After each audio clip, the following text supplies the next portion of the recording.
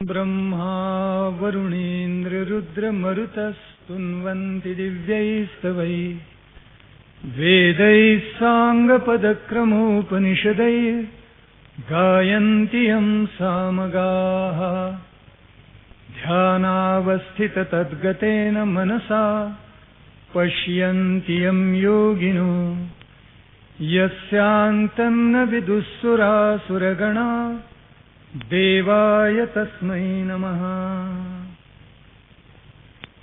कृष्णाय वासुदेवाय हरये परमात्मने प्रणतक्लेशनाशाय गोविन्दाय नमोस्तुते। प्रभु,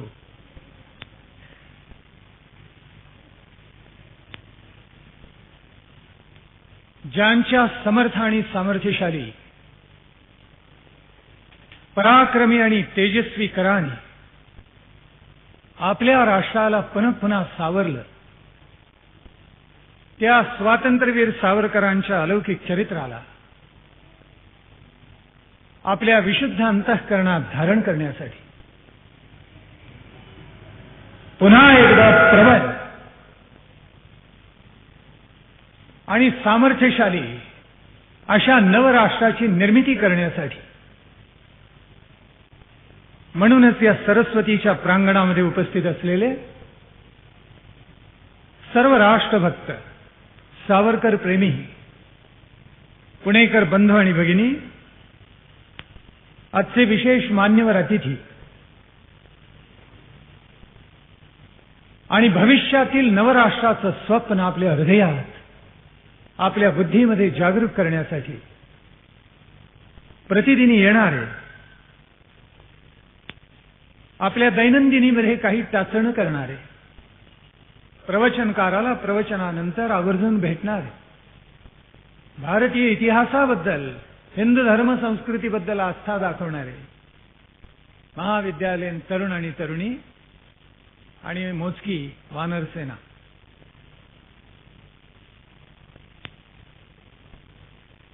सावरकरांच्या अलौकिक चरित्रातलं एक महन्मंगल आणि अत्यंत उज्ज्वल पृष्ठ आपण कालच्या प्रवचनामध्ये पाहिलं. सुवर्ण अग्नीमध्ये टाकल्यानंतर जास्ती जसं झळाळून येतं, तसं सावरकरांचं कर्तृत्व आणि त्यांचा पराक्रम अंदमानमध्ये काळ्या पाण्यात सक्त मजुरीची शिक्षा भोगत असताना अधिकच उजळून निघाला.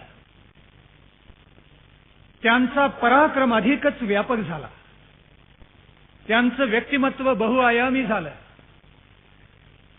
त्यांच्या चरित्राचं एक पृष्ठ असं लिहिलं गेलं की सावरकरांचं नाव प्रातस्मरणीय होऊन गेलं. आपल्या कर्तृत्वानं, सावरकरांनी आपल्या पराक्रमाने त्या सगळ्या अधमाशा कैद्यांना आपल्या हाताशी धरून त्या अंदमानच्या नरकामध्ये स्वर्ग निर्माण करायचा प्रयत्न केला. सावरकरांच्या कर्तृत्वाला तोड नाही. अंदमान आणि काळं पाणी म्हटलं की बलाढ्य असे निर्ढावलेले, अतिशय नृशंस आणि निर्घृण क्रूर हृदयाचे असे दरोडेखोर आणि खुनी ते सुद्धा लटलट कापत असतात. त्या अंदमानमध्ये सावरकरांनी 10-11 वर्ष आपली काया पिचवली, झिजवली, अक्षरशः चंदनासारखी झिजवली आणि तिथे त्या नरकामध्ये स्वर्ग निर्माण करायचा प्रयत्न केला. काळं पाणी म्हणजे स्वातंत्र्यवीर सावरकरांच्या संपूर्ण चरित्रामधला एक अलौकिक अध्याय, त्याला तोड नाही.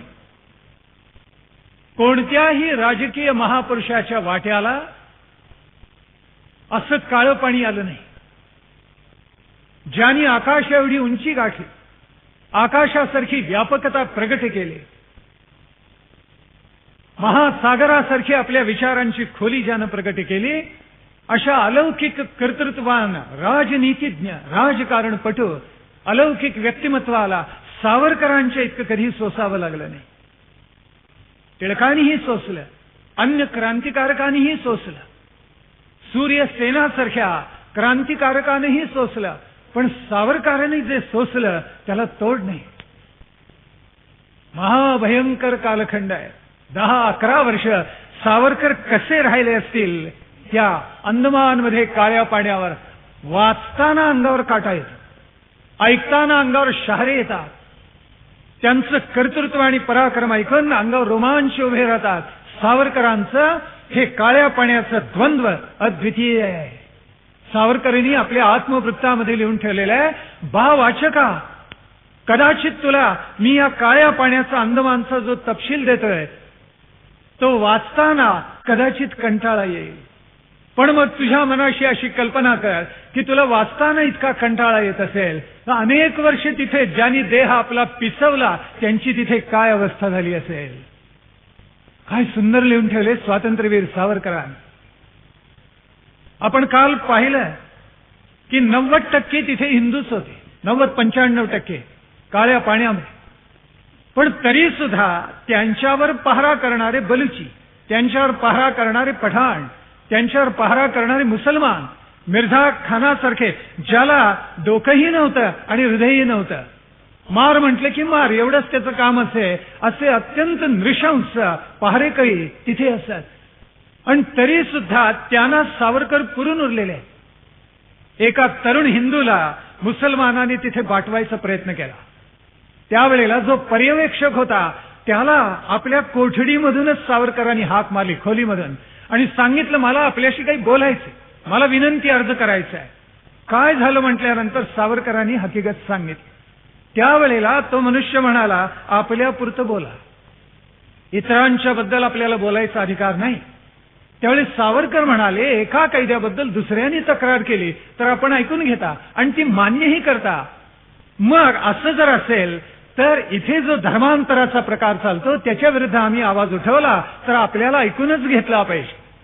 त्यावेळेला त्या पर्यवेक्षकाला ते ऐकून घ्यावं लागले आणि तो शेवटी असं म्हणाला ऐकल्यानंतर, मग तुम्ही हिंदू जे बाटलेले आहेत त्यांना पुन्हा हिंदू धर्मात का घेत नाही. सावरकर हसले आणि ते म्हणाले, धर्मांतर घडवून आणायची आणि पुन्हा शुद्धीकरण करत बसायचा हा हिंदू धर्माचा स्वभाव नव्हे. हिंदू धर्म सरड्यासारखे रंग पाळतत नसतो. कृणवंतो विश्वमार्यम अशी आमची प्रतिज्ञा आहे. ही सगळी वसुंधरा आम्ही एका कुटुंबासारखी मानलेली आहे. पण जर कुणी अट्टहासानं आमच्यापैकी कुणाला बाटवायचा प्रयत्न केला तर आम्ही त्याला पुन्हा एकदा माघारी घेतल्याशिवाय राहणार नाही. आणि ते पर्यवेक्षकाला इतकं पटलं की पठाणी रक्षकांना त्यांनी दम भरला आणि सांगितलं, पुन्हा इथे धर्मांतराचा प्रकार झाला तर खबरदार. आणि सावरकरांचा प्रचंड मोठा नैतिक विजय त्या ठिकाणी झाला. सावरकर कुणालाही आपल्या बरोबर घेऊन भोजनाला बसत असत. गंमत अशी होती की चणा फुटाण्याची पोतीच्या पोती यायची आणि ती कैद्यांना वाटली जात असत. ते शिवायचं आणि उसवायचं काम चटकन धावून मुसलमान करत असत. आणि काही हिंदू कैद्यांना असं वाटत असे की मुसलमानांचा हात लागलेल्या पोत्यामधला हा चणा फुटाण्यांचा मेवा आपण कसा खायचा. सावरकर म्हणायचं, अरे मग उलट करा, म्हणजे तुम्हीच ती पोती शिवा किंवा उसवा, म्हणजे मुसलमानांना उपवास होतील. हा फार दूरदृष्टीचा महात्मा होता. जातीयवादाचं बंड त्या काळ्या पाण्यामध्ये असलेलं मोडून काढायचा अलौकिक प्रयोग सावरकरांनी केला. काही वेळेला माणसं मानत नसत, त्यांच्या मनाला बुद्धीला ते पटत नसे. काही वेळेला सावरकरांना भंगी बाबू अशा शिव्याही ऐकून घ्याव्या लागलेल्या आहेत. पण सावरकरांनी तरुणाला आपल्याजवळ बसवलं म्हणजे बसवलंच. मग शेवटी भंगी बाबू म्हणणारे सुद्धा सावरकरांना शरण येत असत आणि म्हणत असत, शेवटी आपण म्हणतात तेच बरोबर आहे. इतकं हृदयाचं परिवर्तन आपल्या सहकार्यांचं सावरकरांनी घडवून आणलं. ज्या खोलीमध्ये सावरकर राहत असत त्या खोलीमध्ये त्यांच्यावर अनन्वित अत्याचार करण्यात आले. कधी हात मागे बांधले, कधी भिंतीला त्यांना टांगून ठेवण्यात आलं. खांदे आहेत की नाही, हात आहेत की नाही अशी त्यांची अवस्था होत असे. इतकी भयंकर शिक्षा त्यांना सोसावी लागलेली होती. कोलू फिरवावा लागला, छिलक्याचं दिव्य करावं लागलं. या सगळ्याला सावरकर पुरून उरलेले आहेत. हे किती कठीण आहे आणि अवघड आहे, याला मनाची उभारी किती असली पाहिजे कल्पना करा. जो कोलू जनावरांनी फिरवायचा तो माणसांनी फिरवावा हा ब्रिटिशांचा आग्रह होता आणि सक्तीने तसं करावं लागलं. 1858च्या स्वातंत्र्य समरामध्ये कॅप्टन नील नावाचा ब्रिटिशांचा अधिकारी स्वातंत्र्य सैनिकांना पकडत असे आणि एकाचा गळा चिरात असे आणि त्याचं रक्त जमिनीवर सांडलं की दुसऱ्या स्वातंत्र्य सैनिकाला जिभेनं ते चाटायला लावत असे. इतके हे ब्रिटिश पराकोटीचे निर्दयी होते. आणि तरी सुद्धा आम्हाला वाटतं ते सभ्य सुसंस्कृत. ते आले म्हणून या भारतवर्षाचं कल्याण झालं. असं काही जगामध्ये नसतं. औद्योगिक क्रांती झाली ती जगात पोचणारच होती. ब्रिटिशांनी काही विशेष केलं नाही. टपाल त्यांच्यासाठी आणला, आपल्यासाठी नाही. अग्निरथ त्यांच्यासाठी आणला, आपल्यासाठी नाही. सैनिकांच्या हालचाली सुलभ व्हाव्या म्हणून पहिल्यांदा त्यांनी रेल्वे लाईन टाकली, तुमच्या आमच्या कल्याणासाठी नाही. आणि हे स्वतः ब्रिटिश इतिहासकारांनी लिहून ठेवलेलं आहे. आणि तरी सुद्धा आमची तथाकथित भाबडी सुसंस्कृत माणसं म्हणतात की ब्रिटिश आले म्हणून आमचं कल्याण झालं. धादांत असत्य आहे. हे स्वतः ब्रिटिश इतिहासकारांनी लिहून ठेवलेलं आहे. बाबारावांच्यावर एका मुसलमान तरुणाने त्या अंदमानमध्ये काळ्या पाण्यावर हल्ला केलेला होता. कपाळावर मस्तकावर घाव घातलेला होता आणि रक्त ओघळायला लागलेलं होतं. पण शेवटी त्यांनी मान्य केलं की बारीनच मला फूस लावली म्हणून मी बाबारावांच्यावर हल्ला केला. पुढे त्याला तात्यारावांनी क्षमा केली, सावरकरांनी. आणि ते म्हणतायत की या ब्रिटिशांच्या सोकड्यांनी सुद्धा आमच्यावर काही परिणाम झाला नाही, तर या मुसलमानांच्या बोकडांनी काय होणार आहे, असे स्पष्ट उद्गार तात्यारावांनी काढलेले आहेत. म्हणजे किती हा मनुष्य दुर्दम्य असेल आपण आपल्या मनाशी कल्पनाच करा. 1914 साली पहिल्या महायुद्धाला प्रारंभ झाला आणि ते महायुद्ध 1918-19 पर्यंत चाललेलं होतं. तात्याराव ज्या वेळेला लंडनमध्ये होते त्यावेळेला 1909-1910 सालीच त्यांनी सांगून ठेवलं होतं की महायुद्ध होणार निश्चितपणे. ब्रिटिशांचा जो साम्राज्यवाद आहे तो त्यांच्या अंगलट आल्याशिवाय राहणार नाही. जर्मन मनुष्य अत्यंत महत्वाकांक्षी आहे आणि त्याच्यामुळे केव्हा ना केव्हा तरी नजीकच्या भविष्यामध्ये युद्धाची ठिणगी पडल्याशिवाय राहणार नाही. हे भविष्य तात्यारावांनी केलेलं होतं 10-11 साली, 9-10 साली. आणि खरोखर त्याचं प्रत्यंतर आलं आणि 1914 मध्ये पहिल्या महायुद्धाला प्रारंभ झाला. प्रचंड युद्ध झालं आणि 1915 साली अनेक भारतीय तरुणांनी या युद्धामध्ये भाग घेतला, आघाड्यावर लढलेले आहेत, अतुलनीय पराक्रम गाजवलेला आहे.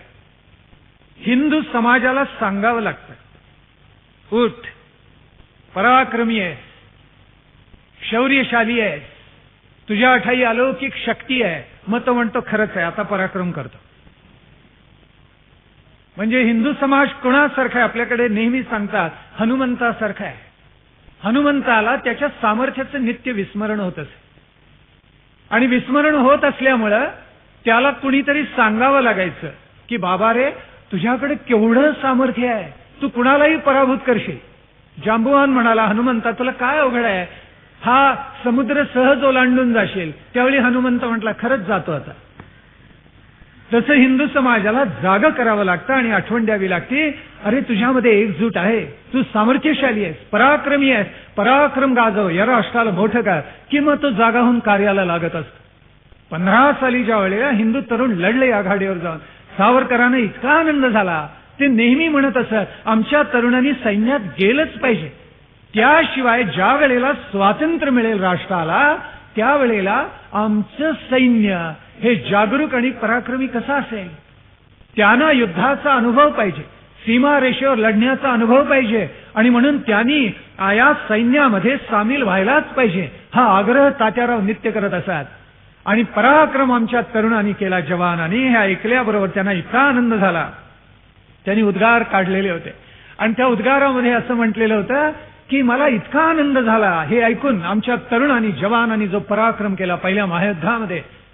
भारताचं पौरुष्य सगळं मेलेलं नाही, तर ते अजूनही जिवंत आहे. इतक्या वर्षांच्या आक्रमणाखाली ही आमची मायभूत तुडवलेली असून सुद्धा आमचं पौरुष, आमचा पुरुषार्थ, पराक्रम अजून जागा आहे, हे तात्यारावांनी घोषित केलं आणि त्यांना अतिशय आनंद झाला.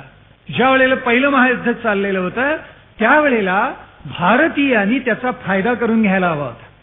आपल्या शत्रूचा जो शत्रू तो आपला मित्र असतो. राजकारणामध्ये पहिलं तत्व आहे, आपल्या शत्रूचा जो शत्रू तो आपला मित्र. अर्थ काय झाला, ब्रिटिश आपले शत्रू, त्याचा जो शत्रू जर्मन तो आपला मित्र असला पाहिजे.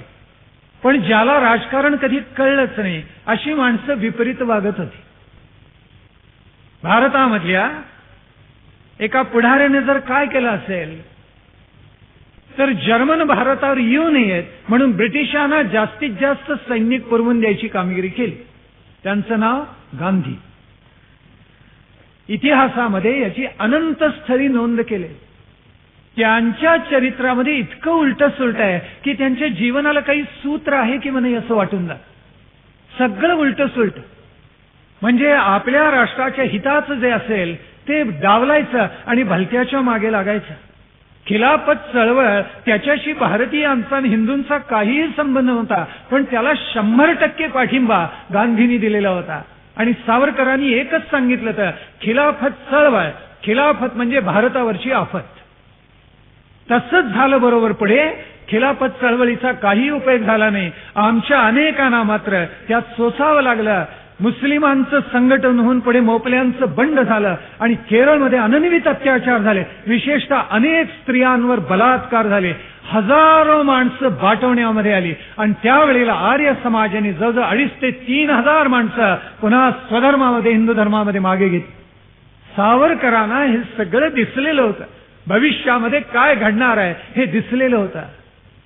1819 साली पहिलं महायुद्ध संपलं आणि त्यावेळेला सगळ्या जगामध्ये एक प्रवाह असा आला की जे बंदी असतील, कैदी असतील त्यांना सोडून द्यावं. आणि खरोखर अनेक कैदी बंदी सोडून दिले, पण सावरकरांना मात्र सूटही नाही आणि सुटकाही नाही. अशा प्रसंगाला वारंवार सामोरं जावं लागत होतं आणि तरी हा महात्मा दुर्दम्य होता. 1919 साली नारायणराव डॉक्टर त्यांचे धाकटे बंधू तात्यारावांचे त्यांना भेटायला आले. पुढल्या वर्षी 1920 साली त्यांना भेटलेले आहेत. आणि भारतामध्ये खापर्डे असोत, रंगास्वामी असोत, अशा देशभक्तांनी चळवळीला, आंदोलनाला प्रारंभ केला आणि सांगितलं काय वाटेल ते झालं तरी चालेल, पण सावरकरांची मुक्तता आता केलीच पाहिजे. सगळ्या देशभर आंदोलनाला प्रारंभ झाला.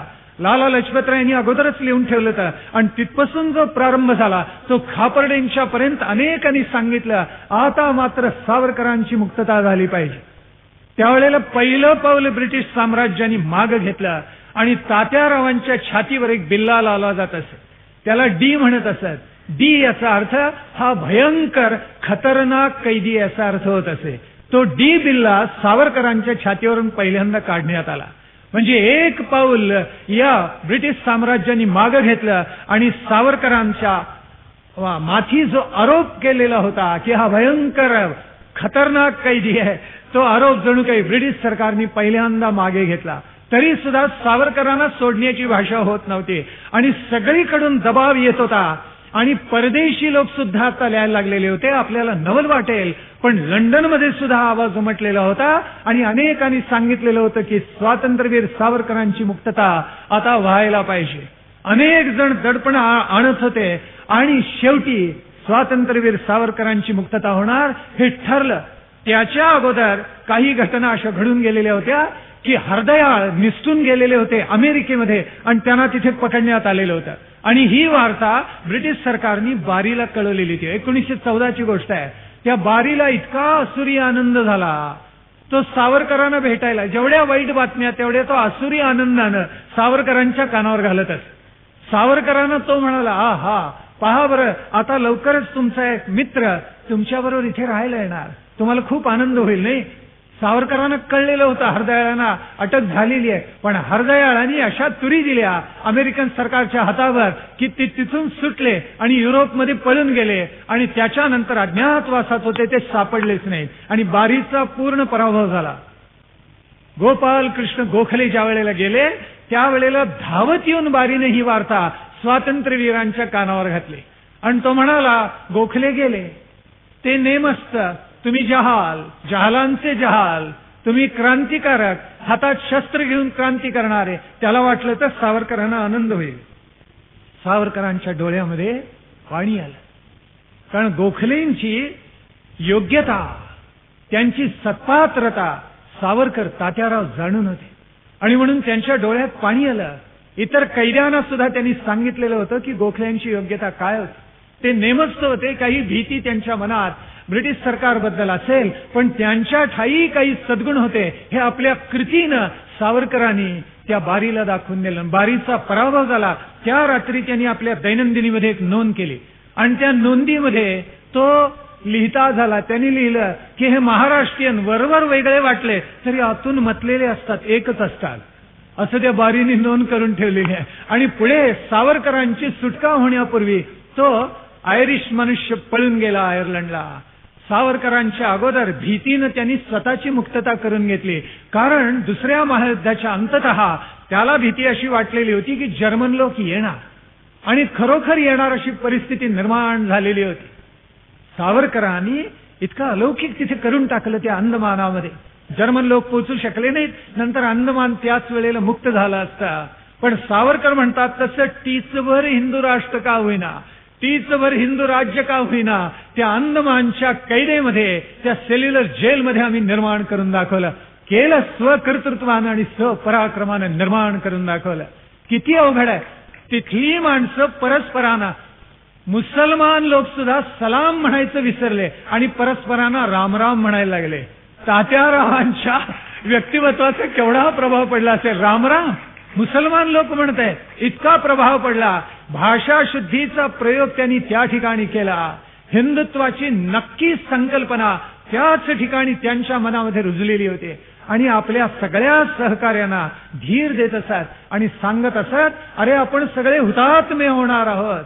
आपण काही खुनी नाही, आपण मर्डरर नाही, आपण मार्टियर आहोत, आपण हुतात्मे आहोत. तिथेच सावरकरांना तो शब्द सुचलेला होता आणि तो इतका रुळला, हुतात्मा. आपण सगळे हुतात्मे आहोत, तुम्ही चिंता करू नका. एक दिवस असा येईल, हे धारातीर्थ होईल आणि तुमच्या पराक्रमाची गौरवगाथा ऐकण्यासाठी अनंत माणसं जगातून या तुरुंगामध्ये येतील आणि भक्तिभावानं तुम्हाला वंदन केल्याशिवाय राहणार नाही. खरं ठरलं. 1943 साली सुभाषचंद्र बोस तिथे गेले. स्वतंत्र भारताचा ध्वज अंदमानवर त्यांनीच फडकावला आणि शहीद बेट हे मुक्त झालेले आहे म्हणून त्यांनी घोषणा तिथे केली. हे झालं. सावरकरांना पुढे दिसत असे काय घडेल. हा द्रष्टा महामानव होता. शहीद बेट म्हणून स्वतः सुभाषचंद्र बोसांनी ही घोषणा केलेली होती. 1920 साली लोकमान्य टिळकांनी देह ठेवला आणि ही वार्ता बारीला कळायच्या अगोदर कैद्यांना कळली. काय योजना करून ठेवली असेल. अद्भुत, नवल वाटतं मनाला. पण असं संघटन बांधलेलं होतं की त्या दिवशी सर्व कैद्यांनी उपवास केला. अन्नाचं कण कुणी सेवन केला नाही. शेकडो कैदी आहेत पण एकानेही अन्नाचा कण सेवन केला नाही. का तर लोकमान्य टिळक गेले आणि बारी वेडा पिसा, तिथले अधिकारी वेडे पिसे होऊन गेले की हे काय घडते. तर टिळक गेले म्हणून ज्या वेळेला सगळ्यांनी उपवास केला हे कळलं, त्यावेळेला तिथले अधीक्षक थक्क होऊन गेलेले होते. अरे काय घडते काय. सर्वांनी उपवास केला आणि अन्नाचा कण सुद्धा सेवन केलेला नव्हता. लोकोत्तर महात्म्यांनी असं काही करून गेलेले असले की त्याची इतकी प्रेरणा सामान्य जनांना मिळते, तोड नाही त्याला. लाल बहादूर शास्त्रींनी सांगितलेलं होतं, एक वेळचं जेवण सोडा आणि तो पैसा जवानांना द्या. लोकांनी खरंच तसं करायला प्रारंभ केला होता. कारण शास्त्री एक वेळ जेवणार नाहीत याची खात्री होती.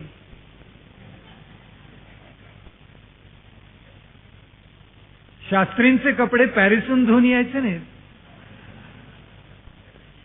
शास्त्रींना पॅरिसचा गुलाबी लागायचा नाही. आणि शास्त्री माउंट बॅटन किंवा तत्सदृश एखाद्या अधिकाऱ्याच्या पत्नीच्या मागे हिंडले नाहीत.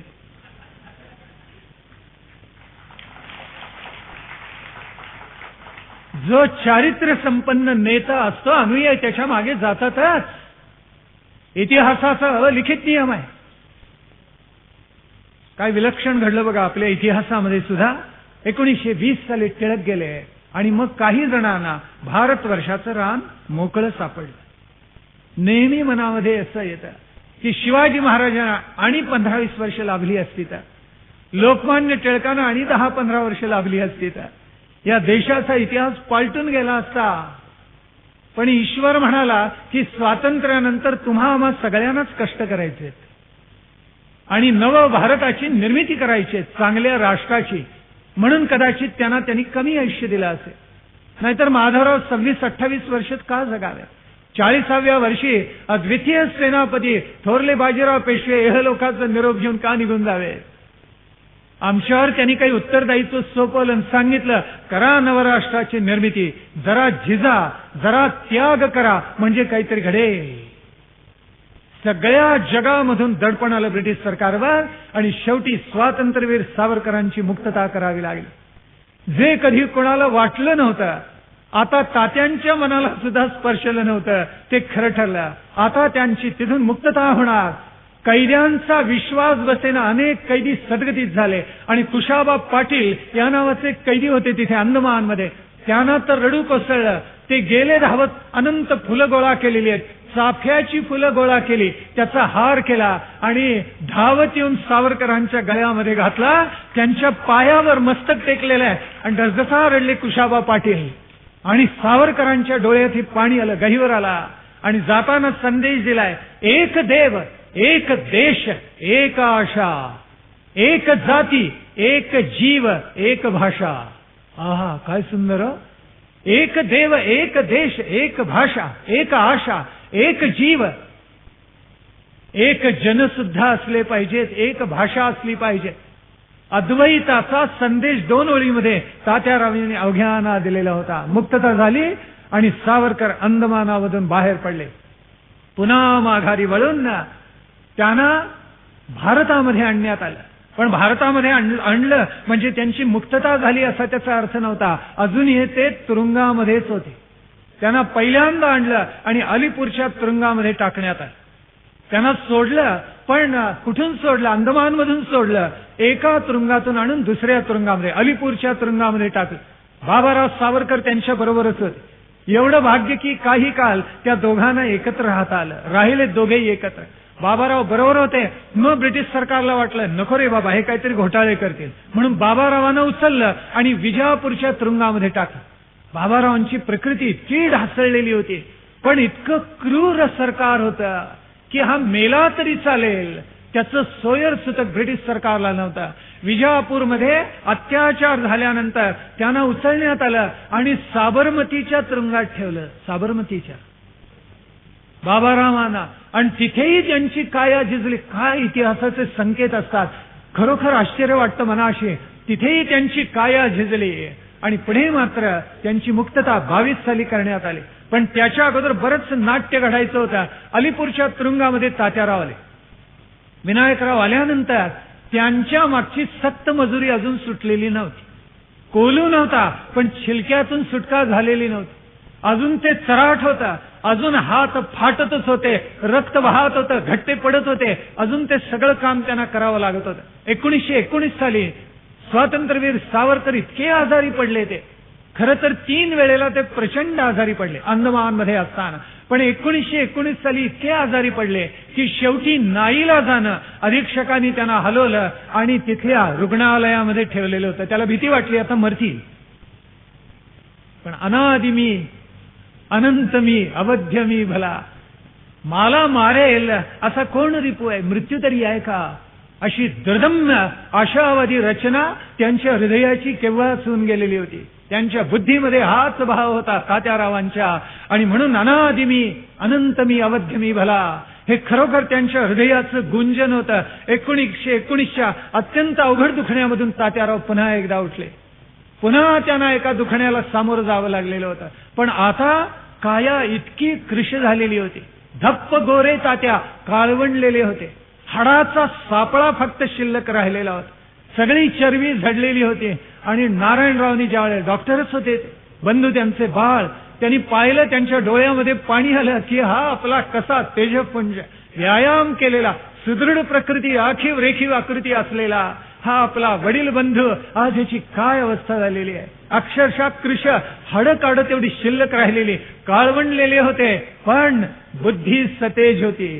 राष्ट्रभक्तीचं तेज आता आणखीनच वाढलेलं होतं. पण अलीपूरच्या तुरुंगामध्ये सुद्धा विनायकरावांच्यावर अनेक अत्याचार करण्यात आले. आणि मग मात्र एक दिवस तात्यारावांना वाटलं, अरे देह टाकावं, बाज झालं, या देहाने किती सोसायचं. आणि म्हणून त्यांच्या मनामध्ये आलं की आता देह टाकून द्यावा. हा विचार ज्या वेळेला त्यांच्या मनामध्ये आला त्यावेळेला सकाळ होती. सकाळपासून दुपारपर्यंत हा विचार सारखा उन्मळून बाहेर पडत होता आणि थोपून धरत होते त्या. आणि मग काही वेळानं त्यांना असं वाटलं, नाही आपण करतोय हे बरोबर नाही. विवेकाने विचाराने आपण योगसूत्र अभ्यासलेत, योगाचा अभ्यास केलाय. कृष्णाय वासुदेवाय प्रतिदिनी प्रत्ययी म्हटलेलं आहे. देह टाकता कामा नये, ईश्वरी सूत्र जसं असेल तसं घडेल. म्हणून तात्यांनी देह टाकला नाही. संध्याकाळ झाली, मन निवलं, अंगावर थंडगार वाऱ्याच्या लाटा आल्या आणि तात्यांनी ठरवलं काही झालं तरी आपण कोणत्याही परिस्थितीत देह हा टाकायचा नाही, पुन्हा झुंजायचं. अलीपूरच्या तुरुंगामध्ये तात्या होते, तिथून त्यांना हलवलं आणि रत्नागिरीमध्ये आणलं. रत्नागिरीमध्ये हा मी आत्ता जो प्रसंग सांगितला तात्यांच्या विचारसरणीमध्ये आलेला होता. रत्नागिरीमध्ये खूप छळ झाला, अलीपूरलाही छळ झाला आणि शेवटी मात्र त्यांची मुक्तता ही काळ्या दगडावरची रेख ठरली. तुरुंगामधून तात्यारावांना बाहेर काढण्यात आलं. पण बाहेर काढण्यात आलं त्यावेळी त्यांच्यावर 2 पराकोटीचे अन्याय करणारे निर्बंध घालण्यात आलेले होते. आपल्याला 2 अटीवर प्राधान्यानं सोडता येतं. एक, रत्नागिरी जिल्हा शहर सोडून तुम्हाला बाहेर जाता येणार नाही. ज्या वेळेला जाल त्यावेळेला जिल्हा दंडाधिकाऱ्याची तुम्हाला अनुमती घ्यावी लागेल, त्याच्याशिवाय तुम्हाला बाहेर जाता येणार नाही. तात्यारावांना हे मान्य करावं लागलं. ज्या वेळेला ते बाहेर जात जिल्हा दंडाधिकाऱ्याची अनुमती घेऊन त्यांना बाहेर पडावं लागत असे. आणि दुसरं, कोणत्याही परिस्थितीत प्रत्यक्ष अप्रत्यक्ष जाणता अजाणता भारतीय व आंतरराष्ट्रीय राजकारणात स्थानिक राजकारणात तुम्हाला सहभाग घेता येणार नाही. अशा 2 प्रधान अटी त्यांच्यावर लादण्यात आल्या आणि तात्यारावांची मुक्तता झाली. त्याच्या अगोदर 6 एप्रिल 1920 या दिवशी तात्यारावांनी ब्रिटिश सरकारला एक पत्र लिहिलं होतं. पत्र वाचायला सुद्धा अक्कल लागते. एका लोकोत्तर महात्म्यानी जे पत्र लिहिलं ते वाचण्या इतकी प्रगल्भ प्रौढ बुद्धी नसेल तर वासुदेव आचार्याचा प्राथमिक शाळेतला विद्यार्थी होता. साम्यवाद्यांना या राष्ट्राचं कधी प्रेम नाहीच आहे. ज्या वेळेला लोकोत्तर कोणी कामगिरी केली की त्यांच्याबद्दल ओरडायचं, भुंकायचं, एवढं काम मात्र हे प्रामाणिकपणे करतात. धर्म ही अफूची गोळी आहे या वाक्याचं किती विपरीत रूप आपल्या राष्ट्रामध्ये प्रगट झाले. मी 2 दिवसापूर्वी त्याचा उल्लेख केला.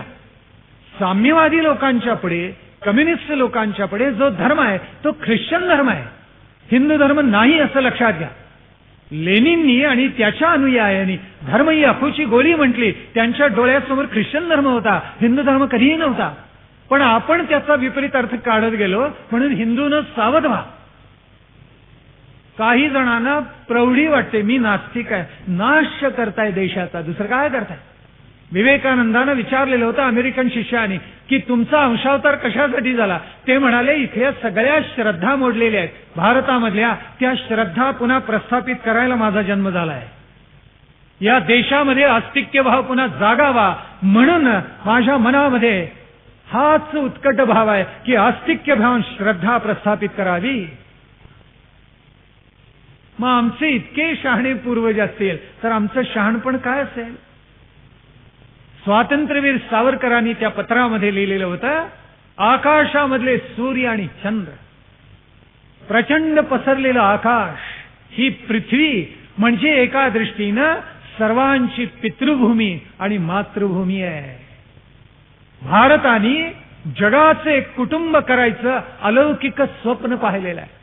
कृण्वन्त विश्वमार्यम ही आमच्या पूर्वजांची प्रतिज्ञा आहे.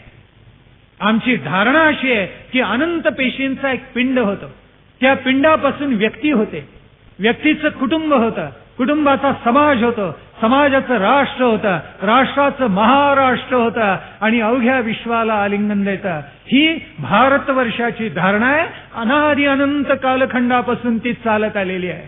ज्या वेळेला हे महाराष्ट्र होतं, महाराष्ट्र म्हणजे हे नव्हे, अनंत राष्ट्रांचं मिळून झालेलं विश्वराष्ट्र होतं, त्यावेळेला सावरकर म्हणतात मग तिथे कोणी हिंदूही उरत नाही, कोणी ब्रिटिशही उरत नाही. तिथे उरतात केवळ त्याला एकच संज्ञा पात्र आहे आणि ती म्हणजे आर्य.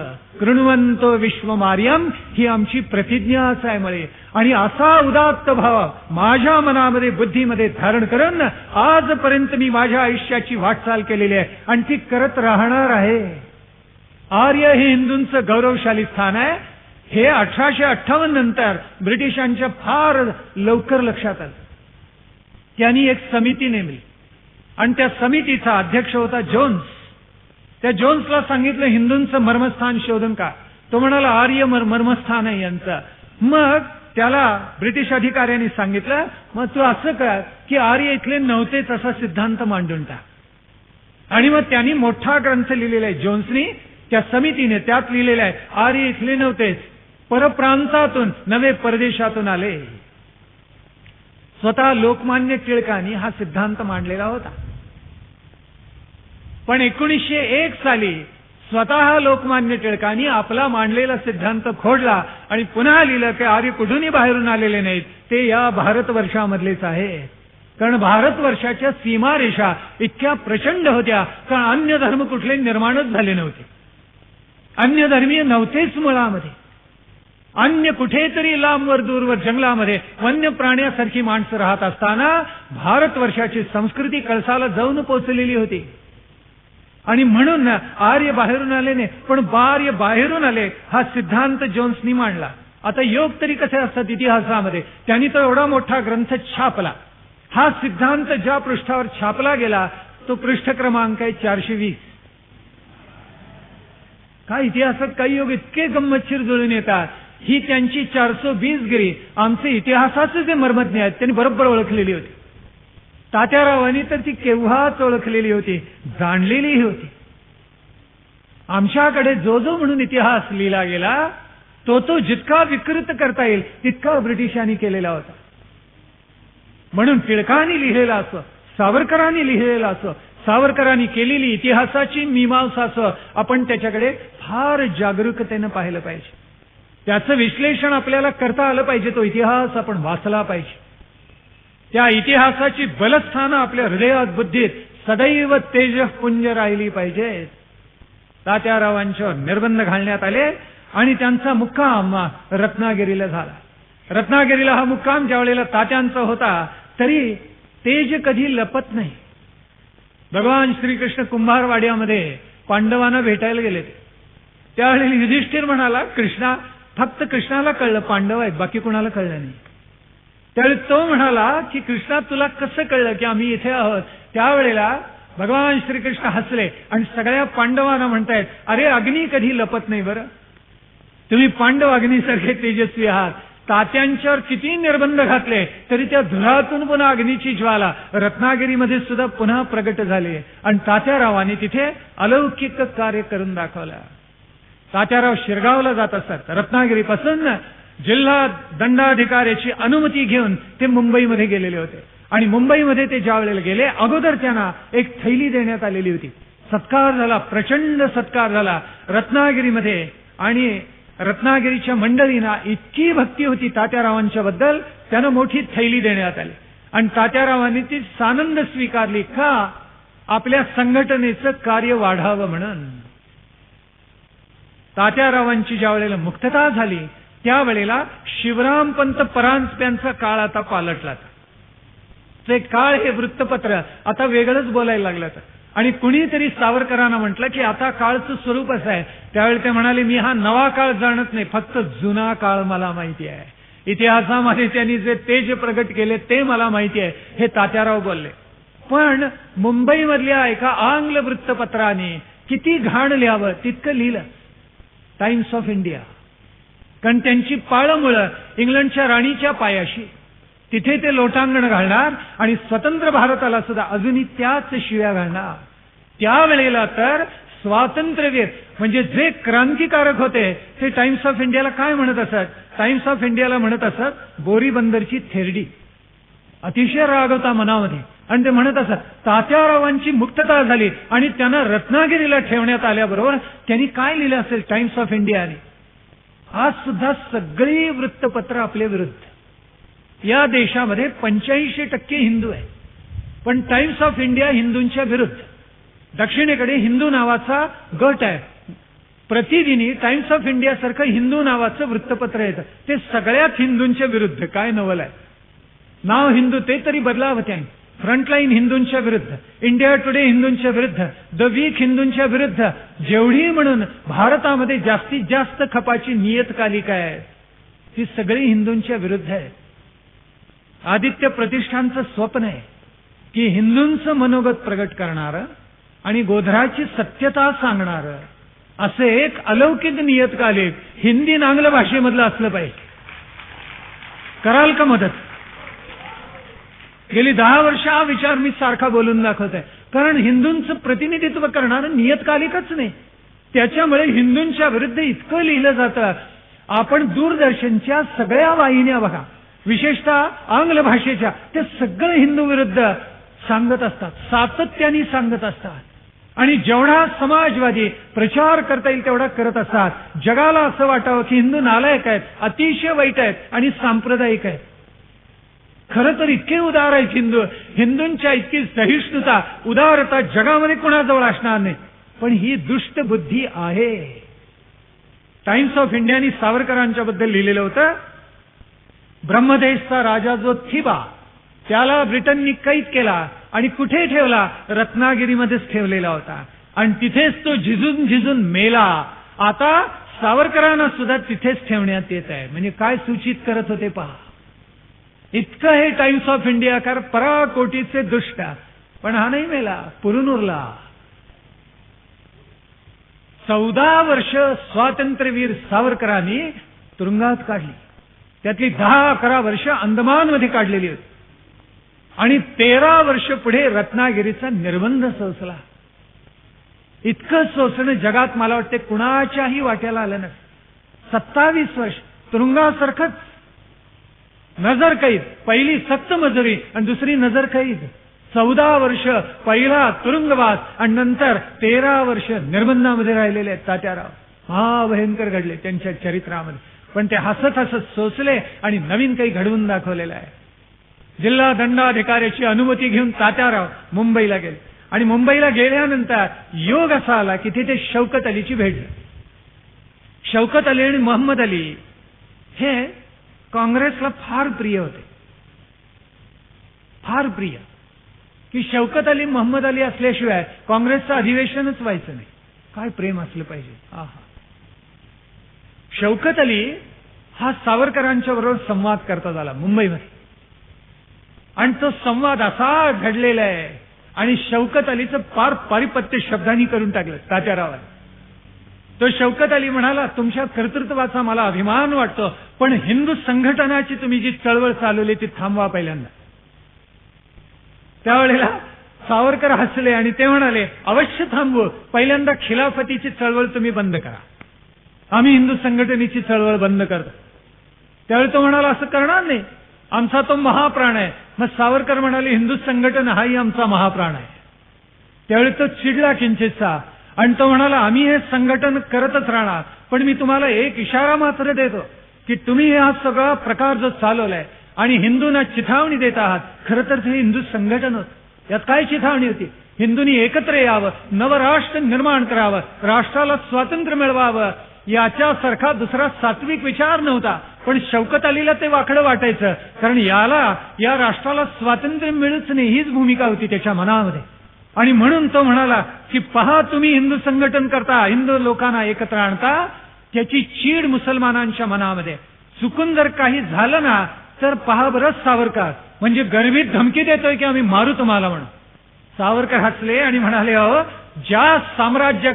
ज्या साम्राज्यावर सूर्य मावळत नाही असं लोकांना वाटतं, ज्यांच्याकडे अत्याधुनिक अशी शस्त्र आहेत, त्या ब्रिटिशांना सुद्धा सावरकरांना वाकवता आलं नाही. मग हातात सुरे घेऊन इथे तर त्या गल्लीमध्ये हिंडणारे मुसलमान मला काय करतायत? ही थप्पड त्या शौकत अलीला अशी जबरदस्त बसली. काय बोलावे त्याला सुचेना. शेवटी बैठक आटोपती घेताना तो म्हणाला, पहा बरं सावरकर, तुम्ही असे चणीनं लहान आहात आणि मी असा धिप्पाड आहे, आलिंगन दिलं तर चिरडून टाकेन. त्यावेळी सावरकर म्हणाले, मग स्वीकारलं आव्हान. तुम्हाला माहिती नाही का, अफजल खान तुमच्यासारखा धिप्पाड होता आणि शिवाजीराजे माझ्यासारखे होते. या द्याच आलिंगन मला. काय घडते ते बघा. शौकत अलीचा संपूर्ण पराभव झाला. त्याला काय बोलावं ते सुचेना आणि सावरकरांचा निरोप घेऊन त्याला नाईलाजानं बाहेर पडावं लागलं. तो निघून गेला.